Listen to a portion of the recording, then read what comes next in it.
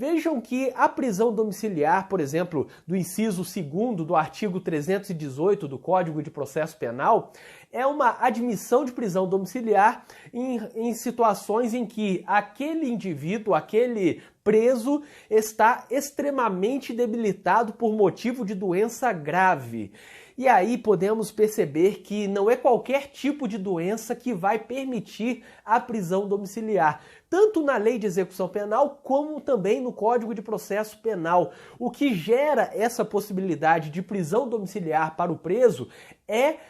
aquela aferição da gravidade da doença. É necessário comprovar que a doença existe, que é uma doença grave e que é impossível realizar o tratamento de forma adequada no estabelecimento prisional. Se a gente pensar de modo abstrato,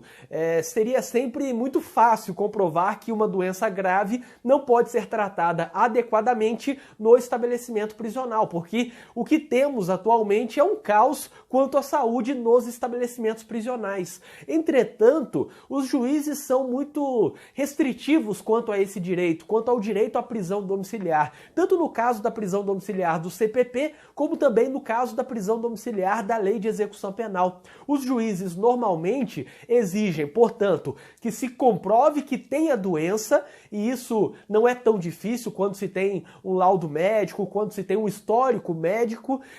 que se comprove que aquela doença é grave e não é qualquer tipo de doença que os juízes permitem,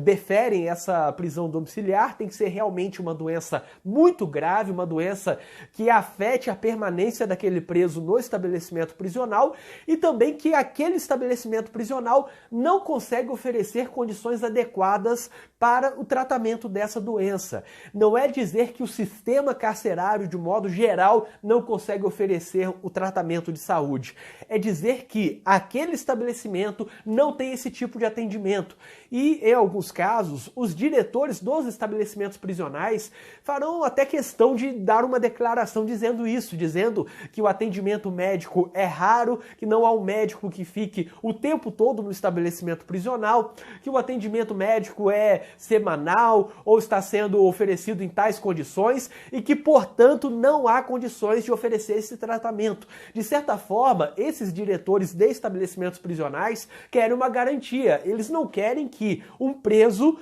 morra ou prejudique mais ainda a sua situação de saúde dentro do estabelecimento prisional, por falta de cuidado. Até porque isso pode dar uma grande repercussão, isso pode eventualmente gerar algum tipo de responsabilidade administrativa ou talvez até penal, se pensarmos na condição de garantidor do diretor do estabelecimento prisional, e portanto eles não querem ficar com o preso ali sem ter condições de tratar adequadamente. Assim, não é raro, não é difícil conseguir uma declaração do diretor do estabelecimento prisional relatando que não há o atendimento médico adequado naquele estabelecimento. E aí cabe ao advogado comprovar outras coisas, como a existência da doença, que pode ser obtida por aquele médico que vai ao estabelecimento prisional uma vez por semana, 2 vezes por semana, e pode examinar o preso, e também pela demonstração de que aquela doença é grave. E isso pode exigir alguns